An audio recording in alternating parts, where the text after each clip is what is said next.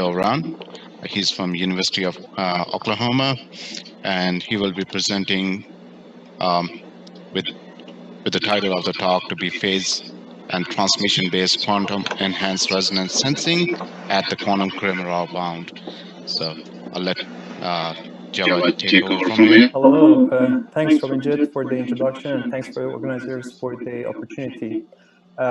My name is Javad Dowran from Dr. Alberto Marino's Quantum Optics Group and the Center for Quantum Optics, Quantum Research and Technology at the University of Oklahoma. And my talk is about our latest theoretical work on the calculation of the ultimate bounds of sensitivity for resonance sensors based on estimation of phase and transmission. This work has been supported by the Keck Foundation. As we know, if you're probing a sensor with classical states of light, the sensitivity will be limited by the shot noise, and we can surpass this limit by using quantum states of light. However, there is a theoretical and fundamental limit, which is called the quantum Cramer Rao bound, which limits the amount of sensitivity with we can reach at with state and at each estimation parameter. It means that if we can find a sensing setup that can saturate and reach to that bound, that ultimate bound, this measurement is already the best sensitivity we can have and the best measurement we can have with that sensor. So here we're gonna calculate the quantum Cramer Rao bound for the estimations based on transmission and phase with coherent states and with the quantum states bright tumor squeeze states for this special case of resonance sensors, and compared to regimes of which sensing scheme is more sensitive. I'll start off with a general picture of the quantum enhanced sensing and the building elements of that. For sure, we need the source for our quantum states. In our case, it's going to be a bright two-mode squeeze state. Which generates a two-mode entangled and quantum correlated states. One mode is used as a reference beam, and the other mode is going to be used as the probing for probing purposes, and by which we're probing a sensor, which constructs the second building element, building block of this scheme. The sensor is a device which responds to the changes in the physical quantity, like temperature, pressure, index of refraction, and so on, by changing the transmission and phase of the probing field by which we are probing the sensor. And these two modes are going to be detected in a detection part or measurement part, which is sensitive to the transmission and phase and is capable of reaching to the quantum Cramer Rao bound. Throughout this study, we're considering the losses in the reference beam and the losses in the probe beam before and after the sensor. But we're keeping in mind that the number of photons probing the sensor as capital N should be fixed throughout this comparison and this study as our resources. I'll start off with the introduction of our resources. Quantum states, as I said, is bright two-mode squeeze state. It can be generated in a nonlinear light-matter interaction, which is capable of generating pairs of photons simultaneously, and these photons are quantum correlated. Examples of this process can be four-way mixing and parametric down conversion, in which pump photons will be absorbed and they allow generation of pairs of photons, and these photons are going to be quantum correlated because of their simultaneous pair generation. The quantum correlation can be characterized with the squeezing parameter S, and S equals 0 corresponds to the coherent state for a Poissonian distribution, and S larger than 0 corresponds to the bright two-mode squeeze state, and it shows the level of squeezing. Here is an example of experimental result we have for a 9 dB noise reduction, corresponds to S equal to 1.38 for pure states, bright two-mode squeeze states. Throughout this study, we will have a squeezing parameter from 0 as the shot noise level, the best we can have with the classical states, somewhere to S equals 2, corresponds to the squeezing level of minus 15 dB, which is it's a high quantum correlated squeeze states, but it's achievable in a quantum optics lab. We're interested in these states because the bright two-mode squeeze states are quantum correlated intensity difference and phase sum. Therefore, they are sensitive and good for enhancing the sensitivity of transmission and phase-based measurement. And also, we can generate high intensity and high number of photons, high number of quantum correlated states of photon. And these are needed to increase the level of sensitivity, because the sensitivity scales as the number of photons increases, the sensitivity increases. We are using these states to probe a resonance sensor. By resonance sensor, by definition, we mean the sensor which has a resonance in transmission response. The examples are plasmonic sensors and optical cavity resonators. Along with the resonance in the transmission, we will have the sharp change in the phase, which is happening on the resonance. This sensor functions based on showing a shift.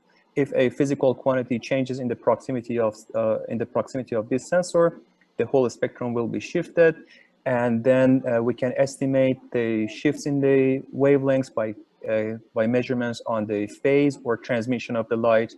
And by that estimation, we can characterize and measure how much of the physical quantity has been changed. So the sensitivity is defined as the smallest variance that we can resolve in the physical quantity, and that depends on the sensitivity on the shift in the wavelengths, also the rates of the changes in the wavelengths as the physical quantity changes. The rates in the amount of the shift in the wavelengths by itself depends on how well we can, the sensitivity in the estimation parameter X here, which is transmission T and phase phi, how well we can estimate the estimation parameter, and this is bound with the quantum Cramer Rao bound, and how much of the slope we have at that for that estimation parameter. If we put these two together, we can calculate the quantum enhancement and the enhancement we have in the sensitivity. So I'll start with the bound by definition of the quantum Cramer Rao bound. By definition, as I said, the quantum Cramer Rao bound is defined as the ultimate sensitivity we can have, and it's depending on the inverse and it's defined as the inverse of the quantum Fisher information. So it means that the more quantum Fisher information we have about the system, the smaller the uncertainty in the estimation parameter would be. The quantum Fisher information is a metric, as a standard of measurements, the standard of the distinguishability in our system. So it means that how well we can distinguish two states from each other.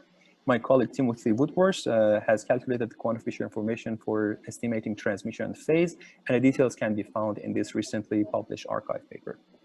If we look at the quantum Fisher information per photon for transmission and phase, we will see that for transmission, we will have maximum quantum Fisher information when the transmission is 1.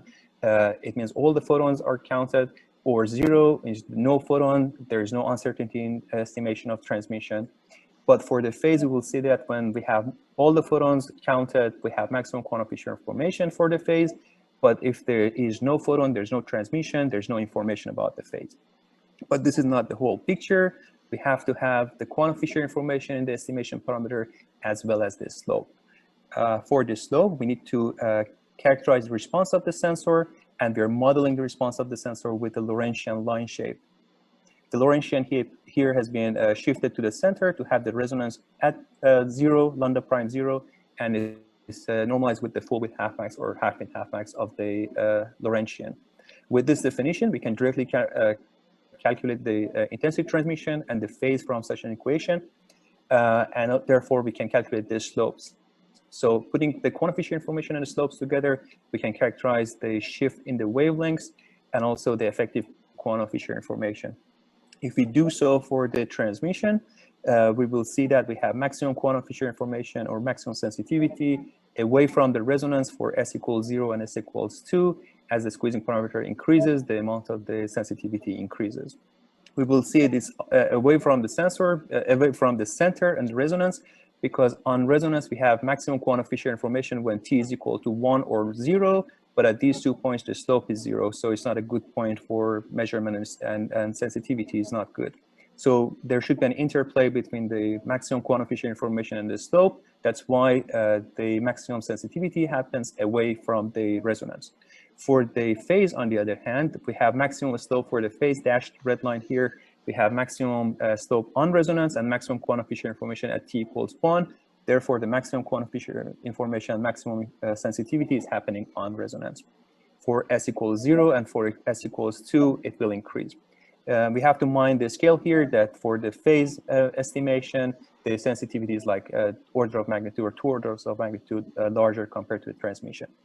If we follow the trend of how well we can increase the sensitivity from s equals 0 to 2, we will see that the sensitivity for phase estimation increases as the squeezing parameter for both of them increase actually, but for the phase-based measurement, it grows faster. We will see this behavior if we take a ratio for the sensitivity for s larger than 2 to s equals 0 for the coherent state. We can define a parameter called quantum enhancement factor, which is showing how well and how much we can benefit from the using of quantum states. And we will see this one better here. Quantum enhancement factor more than 1 means that we are enhancing and we are taking advantage of quantum resources. So far, it was without the losses. If we include losses in our system, we will have for the losses, for example, before the sensor, which is in the probe arm, we will see that as the losses increases, the sensitivity for transmission and phase for both of them decrease, but the phase measurements are more sensitive. And the quantum enhancement, we will see that as the losses increases for both of them, they go down to 1, which is the enhancement for the coherent state. So it means that when we're introducing losses before the sensor, the state become more and more like a coherent state. So there's becoming at the level of the shot noise. On the other hand, for the losses in the reference beam, the same story. We will see that as losses increases, the sensitivity drops for both of the measurement schemes, but for phase, we are still more sensitive. But for the quantum enhancement, we will see that if losses increase more than 50%, the quantum enhancement drops down below 1. So it means that there is no point of using quantum states, and actually there's harm in the use of the quantum states because the reference beam, if it's kind of blocked or is lost, one mode of the bright two-mode squeeze state by itself is a thermal state, and it's more noisier. It's noisier than the coherent state. People have shown, Paulette's group and in our group in this paper, Timothy we've shown that these bounds can be saturated in various measurement setups like intensity difference and homodyne detection for the transmission and phase. And we can reach to these bounds by introducing some electronic attenuation to the measurements of to the measurement scheme. In summary, we have calculated the quantum Cramer Rao bound for transmission and phase estimating parameters, and we calculated these for the resonance sensors, which have a Lorentzian peak resonance transfer function. We showed that the phase base is more sensitive compared to the transmission base schemes. And there is an interplay, there should be an interplay between the transmission, maximum slope, and maximum quantum feature information to benefit more from the quantum resources. And we showed that these bounds can be saturated with different schemes, different measurement setups. And in future, we plan to work on our transfer function response to include the deep resonances and also broadening effects to make it more general. Thank you for your attention. I'll be glad to answer if there's any questions. Thank you, Javed. I don't see any question yet in the Q&A. But I have one question. In the plot, can you go back to the slide where you show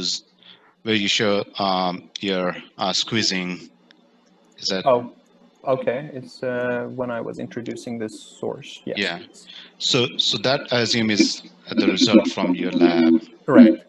So what limits your squeezing at like very low frequencies? I assume like 100 kilohertz at low. So right. So that will be the bandwidth of our process. I see. So the bandwidth of the for mixing process itself, the temperature of the cell, the size of the cell, and those stuff. So this is technical. I see. So you guys are just limited by the technical, experimental issues, basically. Yes. Okay, I see. Okay. Thank you.